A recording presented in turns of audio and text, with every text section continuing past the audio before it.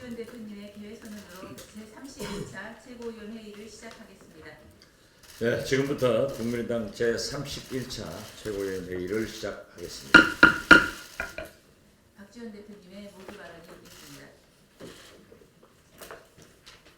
세월호가 부양돼서 무사히 목포신항에 도착하기를 다시 한번 전 국민과 함께 우리 국민의당은 기도하는 심정으로 기다리고 있습니다.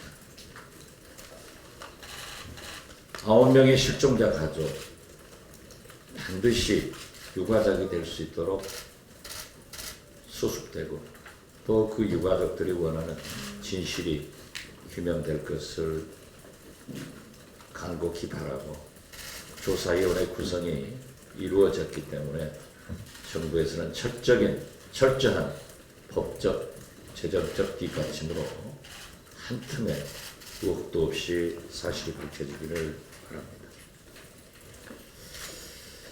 대통령보다 더 높은 우병우 전 민정수석에 대해서는 검찰이 아직도 눈치를 보고 있습니다. 대통령의 영장실질 심사는 내일 이루어지지만 법원이 만인은 법 앞에 평등하다는 진리를 반드시 세워줄 것으로 우리는 기대를 하고 있습니다.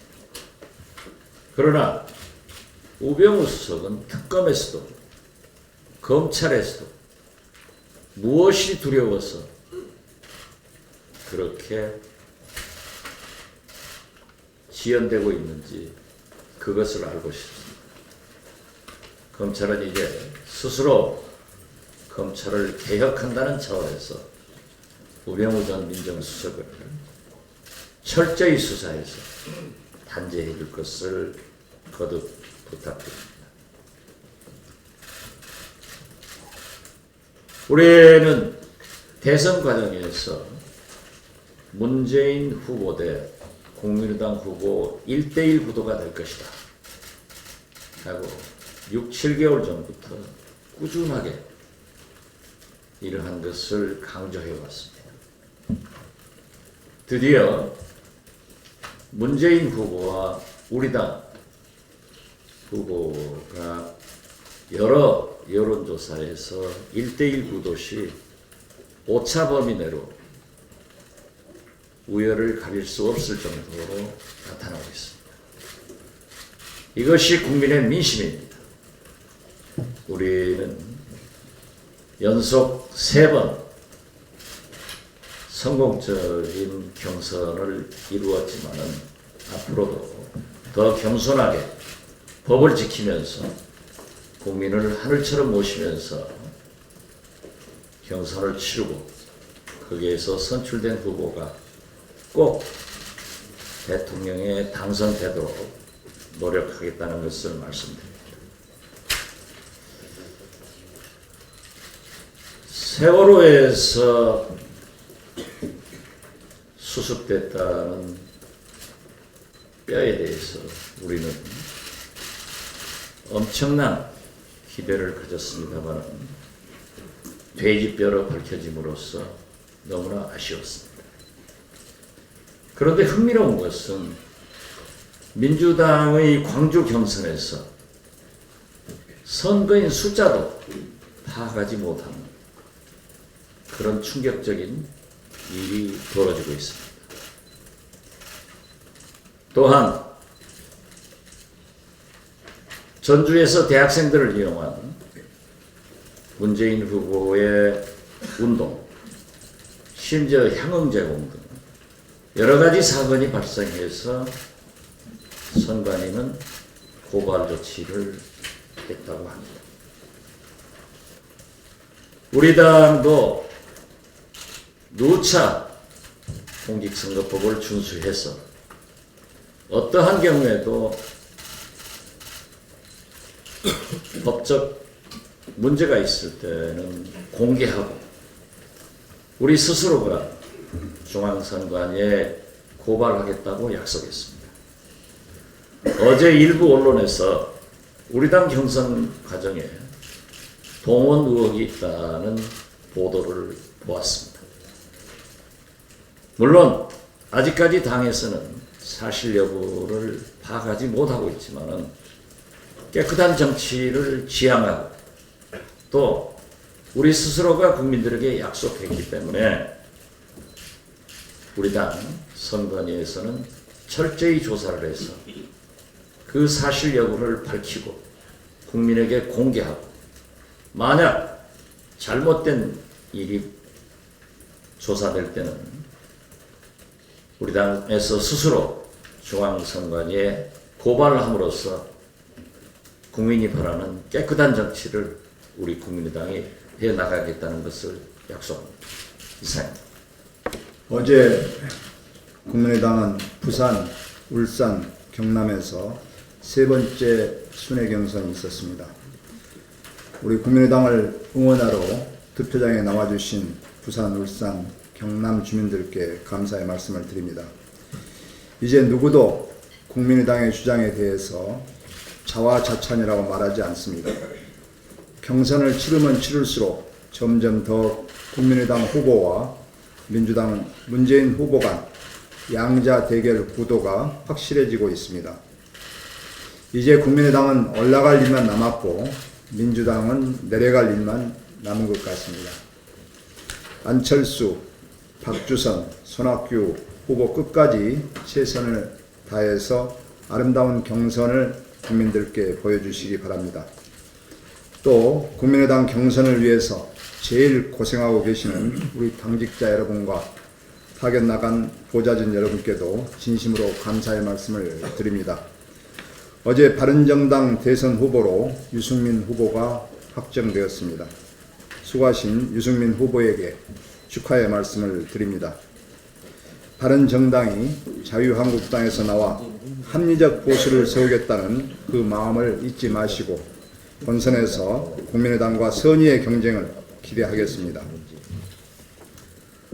어제 해수부가 선체 외부에서 발견한 동물 뼈를 유골로 잘못 발표해서 미수습자 가족들의 애타는 마음을 실망감을 안겨주었습니다. 해수부 차관이 직접 미수습자 가족을 찾아가 이 같은 사실을 전달한 지 5시간 만에 벌어진 황당한 일입니다. 해수부는 경솔함에서 시작된 혼선에 대해서 미수습자 가족에게 사과해야 할 것입니다. 해수부는 이번 기회를 세월호 유실 방지에 대한 경각심을 울리는 계기로 삼길 바라겠습니다. 지금 상황에서 가장 중요한 것은 미수습자를 찾는 일입니다. 일각에서 미수습자 유해를 찾는 과정에 대한 우려가 큽니다. 해수부는 세월호 인양 과정에 있어서 기존 계획이나 성과에 집착하지 말고 미수습자 가족 그리고 유가족 그리고 선체조사위원회와 충분히 협의해서 신속한 작업이 이루어질 수 있도록 최선을 다해 주시기 바랍니다. 이상입니다. 송영길 본부장의 국민의당 보조 타이어론에 감사드립니다. 원래 더불어민주당 타이어는 수명을 다하여 곧 펑크날 예정이었습니다. 더불어민주당 타이어가 얼마 지나지 않아 펑크 날 것을 예상하고 만들어진 것이 바로 국민의당 타이어입니다. 국민의당은 더불어민주당 타이어가 대선 과정에서 펑크 날 것으로 예상합니다. 국민들은 국민의당 보조 타이어로 교체하여 새로운 대한민국 시대로 향해 갈 것입니다. 노회찬 정의당 원내대표는 언제부터 문재인 전 대표의 호위무사가 되었습니까? 국민의당은 정의당 심상정 후보가 이번 대선에서 완주할 것인지 문재인 후보에게 양보하고 후보 사퇴를 할 것인지 예의주시하고 있습니다. 최근 여론조사에 의하면 안철수 후보와 문재인 후보가 양자 대결을 벌였을 때 오차 범위 내의 접전을 벌이는 것으로 나타나고 있습니다. 숨은 표를 계산해 보면 오히려 안철수 후보의 승리가 예상됩니다. 안철수 문재인의 양자 대결 구도와 안철수 승리 예상은 가상이 아니고 현실화될 가능성이 상당히 높은 시나리오입니다. 선거는 가치전쟁과 세력화 전쟁에서 승리해야 합니다.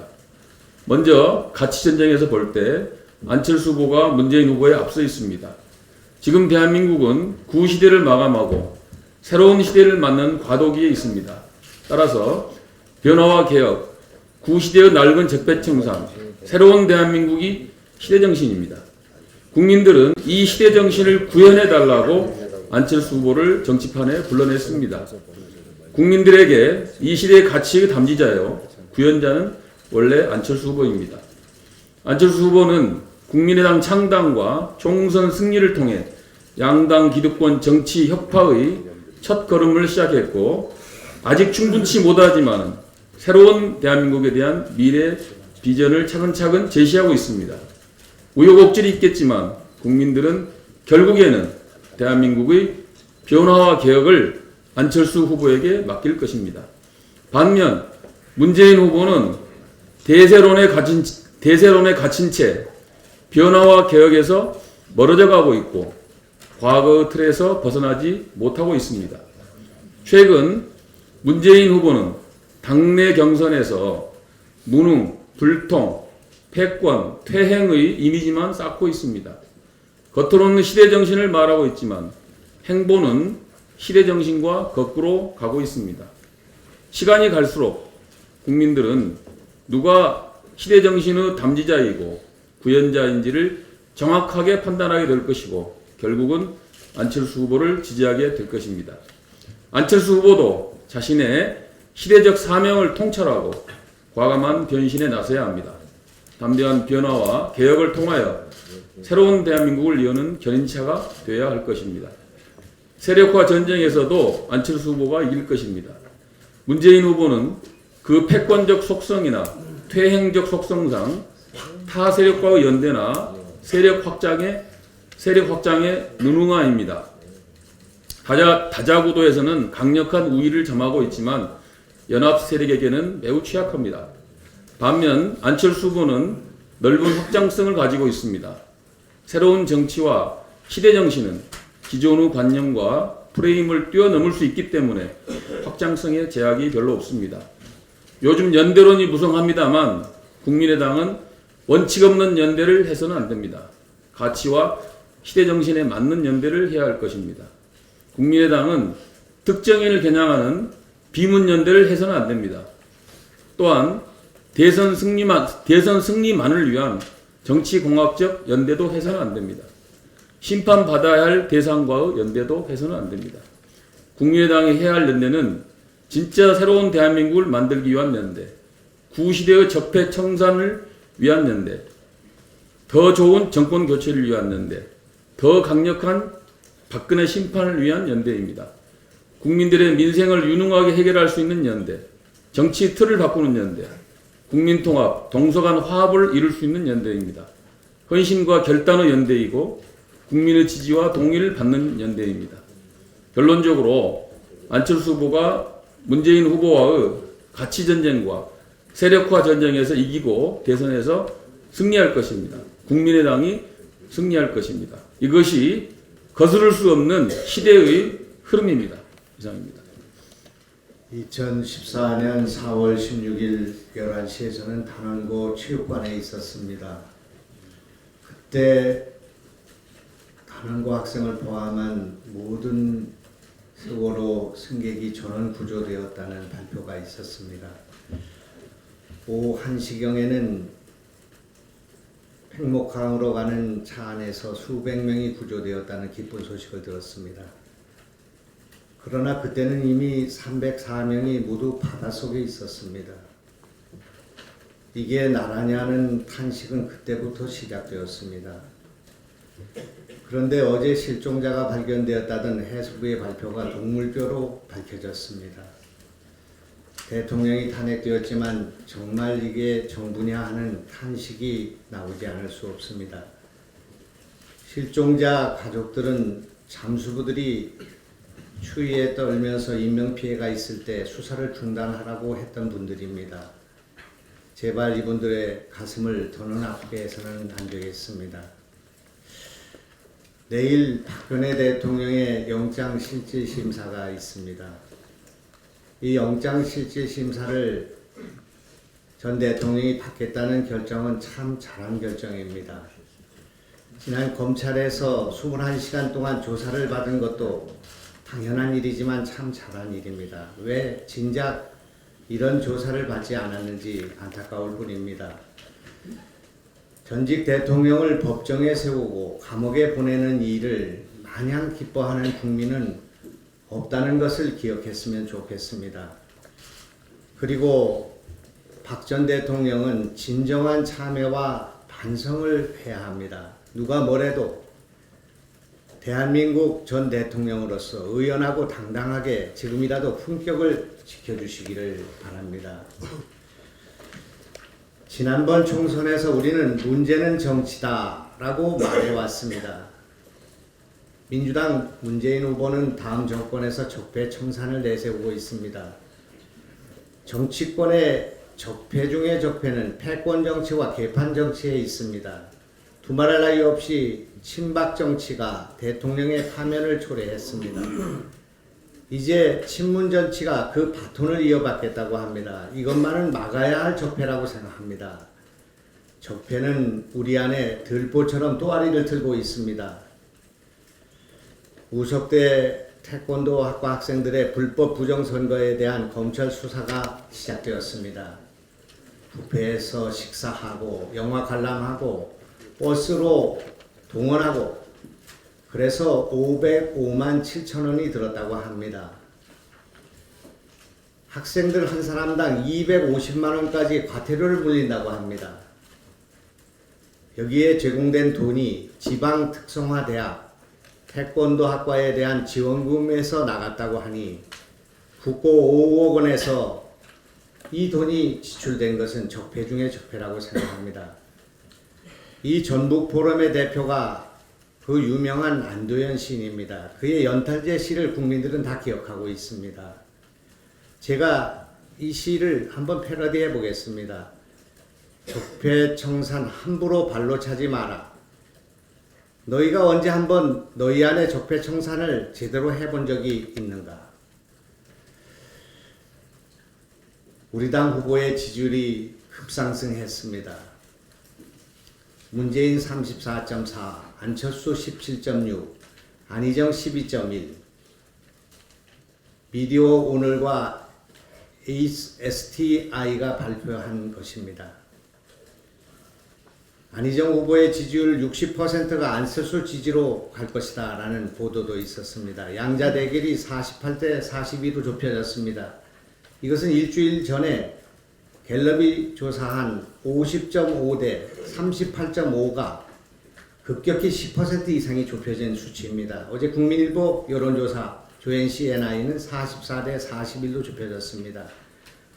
지금 모든 여론조사에는 지난 대선에서 박근혜를 찍었던 37%만이 응답하고 있고 문재인 후보를 찍었던 사람들이 63%가 응답하고 있습니다. 샤이 비문이 또 샤이 보수가 13%에 이르고 있는 것입니다. 따라서 이런 양강의 구도는 선거의 당락이 바뀌고 있다는 것을 말하고 있는 것입니다. 이미 양강을 넘어서 양자 대결로 압축되고 있습니다. 국민들은 척하면 척입니다. 알파고 수준의 국민들입니다. 그래서 3자가 나와 있는 지난 총선에서 3자 필패를 극복해낸 국민들입니다. 유권자들은 이미 모든 것을 알고 있습니다. 유권자 단일화가 진행되고 있고 국민연대를 결성하고 있습니다. 다시 한번 말하지만 이번 선거는 보수 여권은 집권할 수 없고 보수 여권표가 대권을 결정하는 그런 보수가 전체가 부동층이 되는 최초의 선거입니다. 제가 그동안 기획단장으로 FGI를 50케이스를 해봤습니다만 한 명도 빼지 않고 안희정 또는 보수로 가 있던 표들이 안철수로 가고 있는 것을 확인하고 있습니다.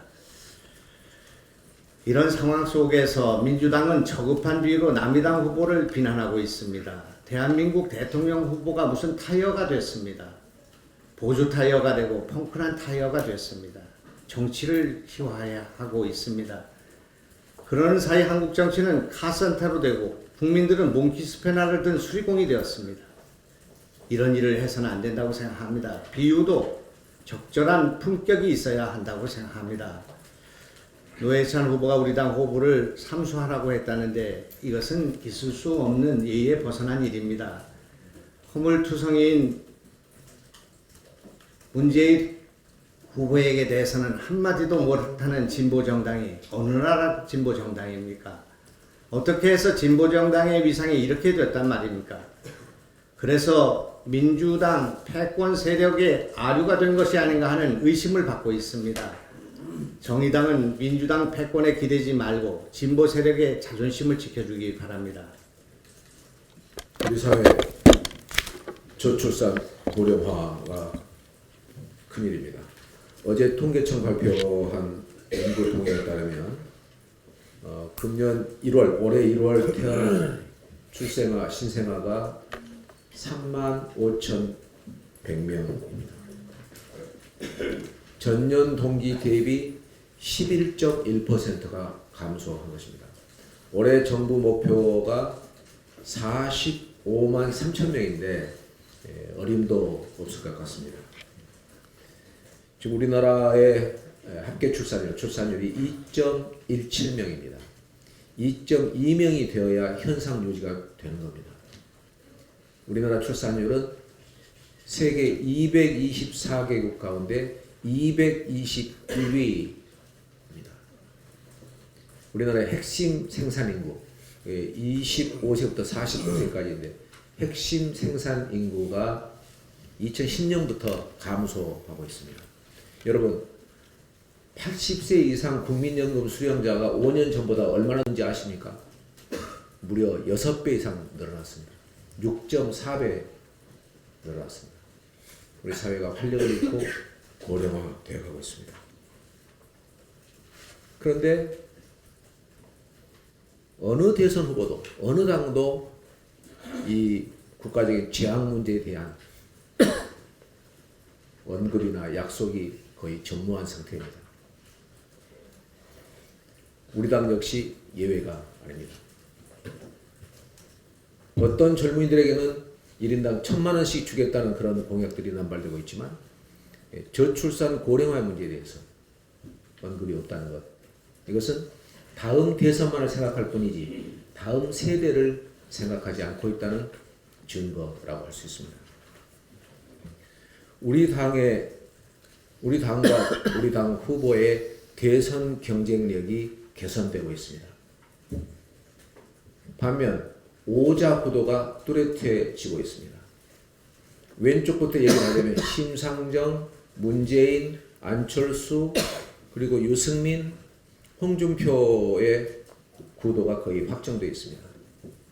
그런데 재밌는 건 이 5명 후보들이 이미 확정 또는 확정되고 있는데 당내 경선 또는 과정에서 파죽지세로 당내 대세론에 힘입어서 압도적으로 우위를 얻어서 후보에 되어가고 있다는 얘기입니다. 이거는 그 후보자가 이 압도적인 지위를 계속적으로 유지하고 싶어하는 그런 유혹과 필요성을 갖게 된다는 뜻입니다. 완주 가능성이 높아진다는 얘기입니다. 어제 유승민 바른정당 후보자가 이렇게 얘기했습니다. 5월 9일까지 뛰겠다. 후보 단일화 문제는 원점에서 다시 생각하겠다고 얘기를 했습니다. 5자 구도 더하기 김종인 전 대표까지를 합한다면 5, 6자 구도로 갈 수 있는 가능성도 전혀 배제할 수는 없는 거다.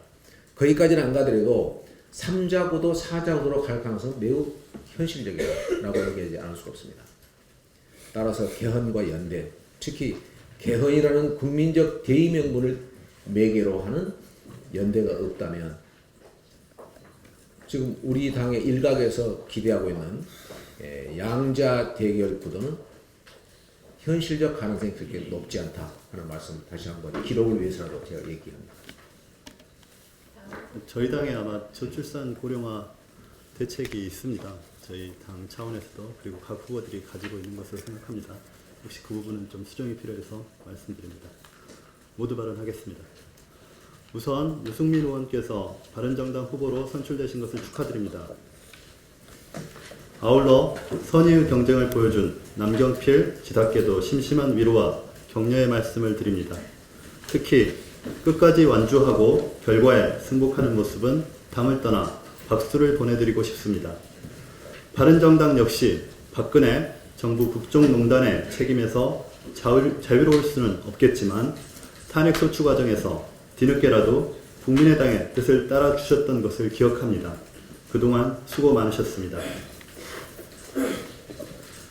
문재인 후보는 우리 국민들의 새 시대에 대한 갈망을 담기에는 너무 가볍고 깨지기 쉬운 그릇입니다. 보조 타이어가 반드시 필요한 불안한 타이어입니다.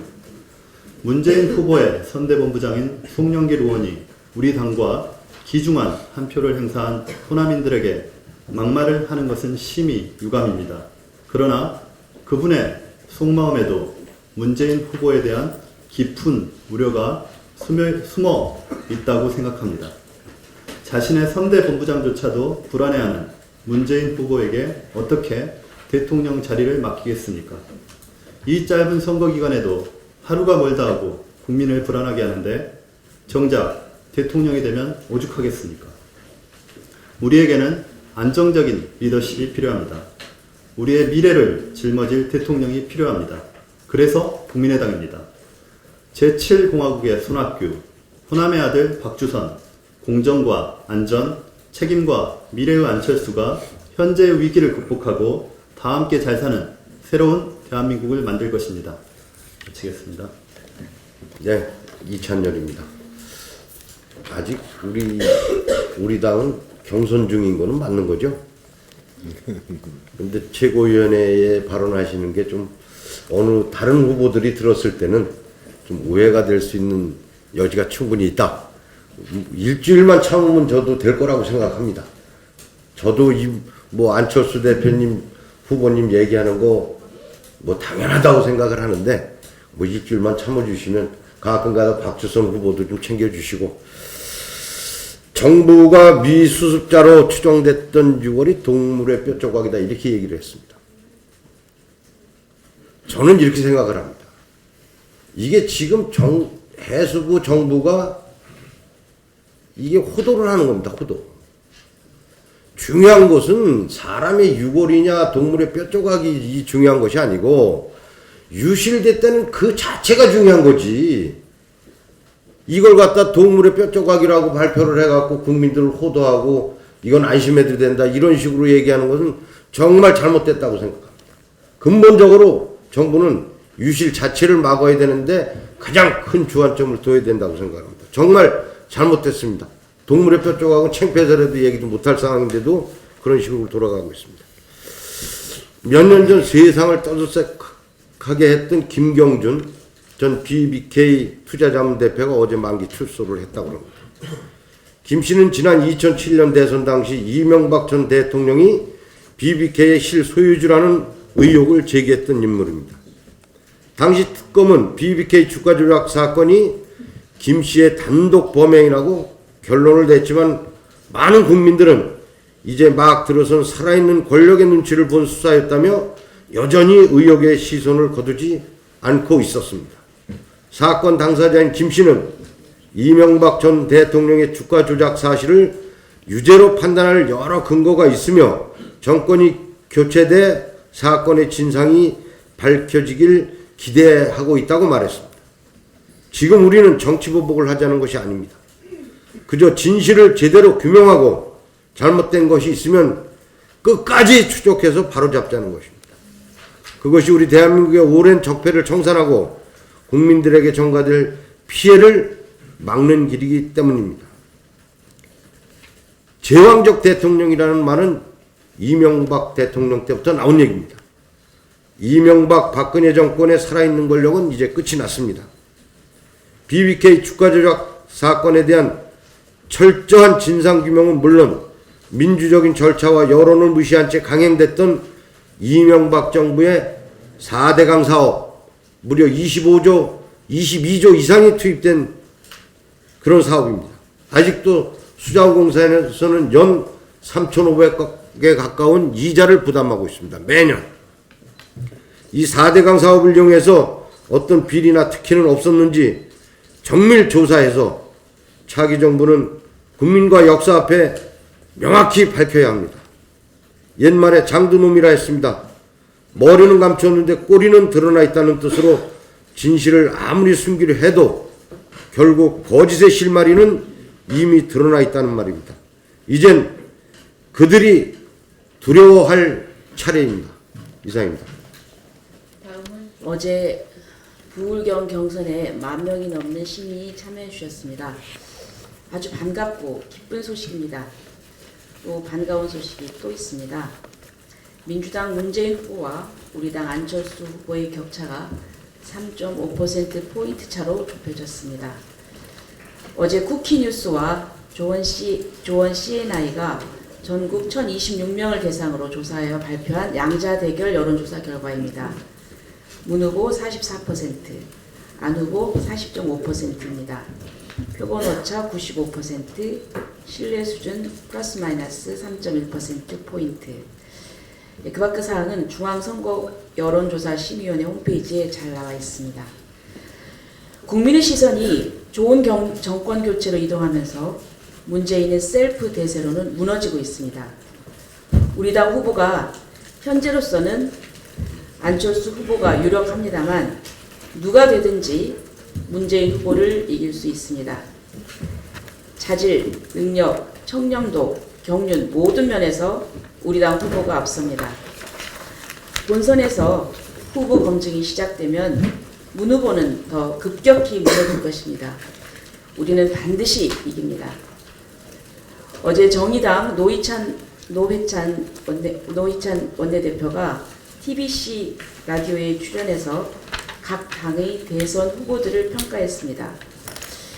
해악이 넘치는 비유와 전국을 찌르는 이름 붙이기에 감탄했습니다. 그런데 하나는 빠졌고 하나는 틀렸습니다. 빠진 것 보충해드리고 틀린 것 수정해드리겠습니다. 각 당의 후보들을 재미있게 평가하셨는데 자당의 심상정 후보에 대한 평가는 안 하셨습니다. 자당의 대선 후보가 열심히 선거운동을 하는데 그 후보는 안중에 없고 문재인 후보에 대한 지극히 우호적인 평가를 보면 노 대표께서 정의당의 원내대표가 맞는지 의심스럽습니다. 자당의 원내대표조차도 당선에 대한 기대를 하지 않는 정의당의 심상정 후보는 안타깝지만 아무리 품어도 부하지 않는 무정란입니다. 안철수 후보에게 이성적으로 판단한다면 삼수를 준비하라고 했는데 삼수를 준비할 사람은 바로 문재인 후보입니다. 노 대표께서 이성적으로 판단했다면 그런 얘기는 못했을 것입니다. 예측을 잘못하면 정의당의 진로에 차질이 생깁니다. 국민의당이 집권 가능성이 높다는 것을 염두에 두고 다시 계산하시기 바랍니다. 이상입니다. 고리원전 4호기 증기 발생기 수실 배수밸브 용접부에서 원자로 냉각제 누설이 확인돼서 28일 새벽 원자로가 수동 정지되었고 현재 원자력 안전기술원 주관으로 그 원인 조사가 이루어지고 있습니다. 이번 306리터 다량의 원자로 냉각제 누설은 그 사안이 기존 다른 사고와 달리 중대한 사안입니다. 또한 냉각제 이상 징후가 25일 발견되었음에도 세 번째의 진입 검사가 이루어진 28일에서야 누설 위치가 밝혀지고 가동 중지가 결정된 것이 적절한 프로세스인지도 의심이 됩니다. 한수원은 이번 사고가 기준치 이내 누설로 심각한 고장이 아니라거나 외부로의 방사선 누출이 없었다는 말만 되풀이할 것이 아니라 노후 원전 점검 주기와 그 기준을 개선하는 등 노후 원전 관리에 대한 근본적인 대책을 만들어 밝혀야 합니다. 반복된 원전 사고에 대해서 영화 판도라의 재난이 현실화되는 것은 아닌지 국민 불안이 클 수밖에 없는 상황이고 얼마 전 고리 4호기와 같은 공법으로 건설된 고리 3호기 경락고 철판 배면 부식이 발견된 사건도 있었던 만큼 원전 안전에 대한 국민 우려가 쉽게 해소되지 않고 있습니다. 이번 고리 사고에 대해서는 한수원과 원안이가 철저한 조사를 통해 국민과 언론의 진상을 밝혀야 하고 재발 방지 방안을 마련해 원전에 대한 국민 신뢰가 확보될 수 있도록 노력해야 할 것입니다. 하지만 장기적으로는 원전 확대 정책에 대한 전면적인 재검토도 필요합니다. 후쿠시마 사고와 경주 강진 이후 원전에 대한 국민 불안과 우려가 높은 만큼 원자력 비중을 줄이고 원전을 대체할 새로운 에너지원 개발이 필요합니다. 국민의당은 국민의 원전 안전을 확보하기 위해 노력하는 한편 장기적으로 신재생 에너지를 개발해 보급할 수 있도록 미래 에너지 자원을 확보하기 위한 정책 지원을 아끼지 않겠습니다. 이상입니다. 다음은 장병. 네, 국민의당 선거관리위원장 장병환입니다. 어제 국민의당 경선에 적극 참여해 주신 부울경 주민들께 감사드리며 경선 투표와 관련 몇 가지 말씀드리겠습니다. 먼저 완전 국민경선 투표자 수와 관련해서 부울경 인구가 호남의 2배 수준인데 이제 10,000명을 넘는 숫자가 너무 적은 거 아니냐 하는 해석이 있는가 하면 당세를 감안할 때 기대치를 훨씬 웃도는 수준이라고 하는 이런 평가가 있습니다.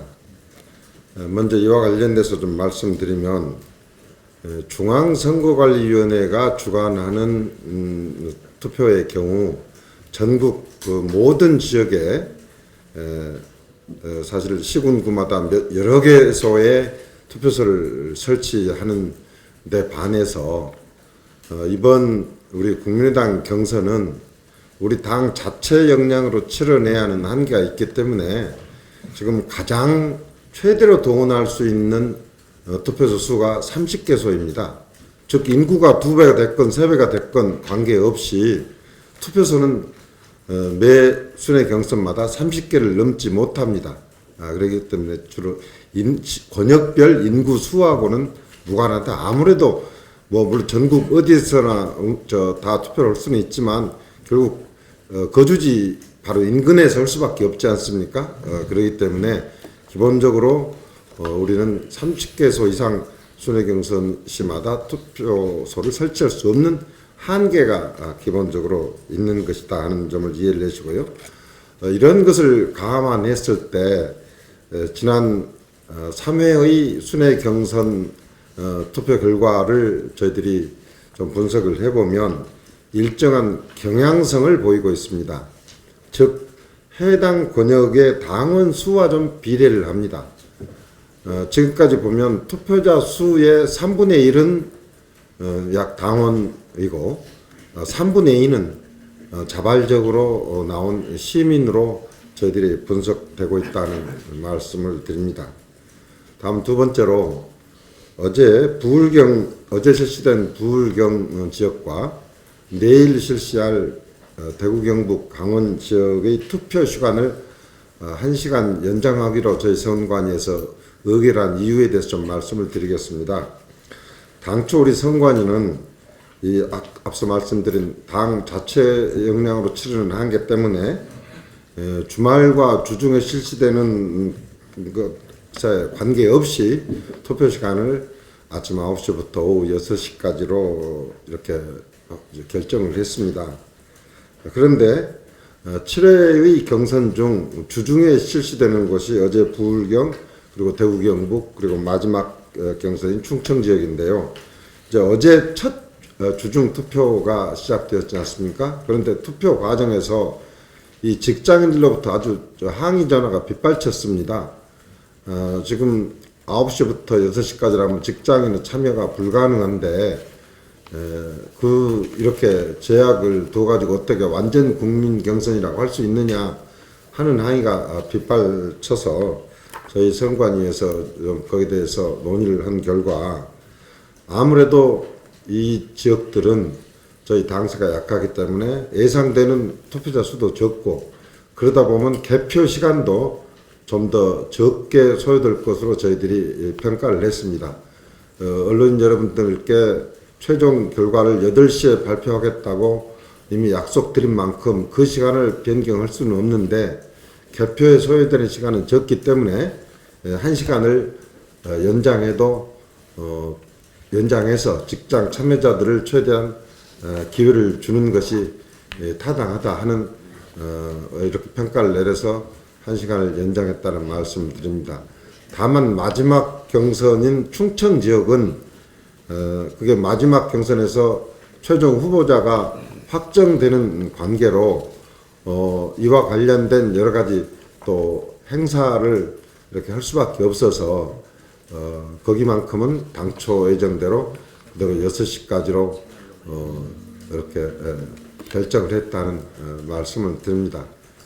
앞으로 실시되는 순회 경선에서도 아무런 사고 없이 공정한 경선이 되도록 관리의 만전을 기해서 정말 정권 교체를 할 수 있는 수권 능력이 있는 국민의 당이다 하는 평가를 받도록 제 선관위는 노력하겠습니다.